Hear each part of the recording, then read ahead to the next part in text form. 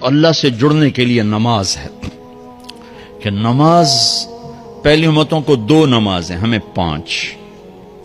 پہلی امتوں کی مسجد کوئی نہیں، ہماری مسجد۔ پہلی امتوں کی اذان کوئی نہیں، ہمیں اذان ملی۔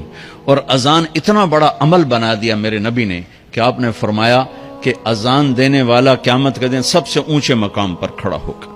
حضرت علی فرمایا کرتے تھے کاش میں اللہ کے نبی سے حسن حسین کے لیے مسجد نبوی کی اذان مانگ لیتا، یہ حضرت علی فرمایا کرتے تھے۔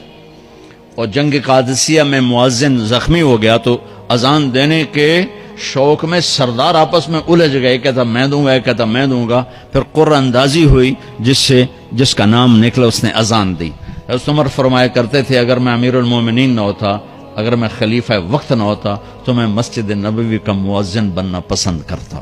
کسی کو اذان نہیں ملی، ہمیں اذان۔ پہلا مؤذن بلال بنا، پہلے مؤذن اللہ نے بلال کو یہ عزت عطا فرمائی۔ دنیا میں یہ ہے اور آخرت میں یہ ہے کہ میرے نبی نے فرمایا کہ جب جنت میں جانے کا وقت آئے گا نا تو جنت کی میرے لیے سواری لائی جائے گی، میں اس سواری پہ بیٹھوں گا تو اس کی جو وہ رسی ہوگی نا وہ ایسے نیچے گر جائے گی، یہ نیچے گرے گی۔ اس رسی کے یعنی اس کی جو لگام ہوتی ہے نا وہ نیچے گرنے کا مطلب ہے یہ ایسے نیچے گر گئی۔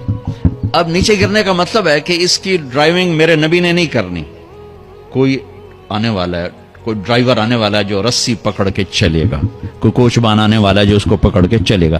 رسی کا گرنا ایک انڈیکیشن ہے کہ کوئی نصیب والا اب آئے گا۔ جب آپ کی سواری کھڑی ہوگی، رسی نیچے ہے، تو اب سب کی گردنیں ایسے ہوں گی، کون، سب قیاس کر رہے کون۔ اللہ کی طرف سے اعلان ہوگا بلال کو بلایا جائے، بلال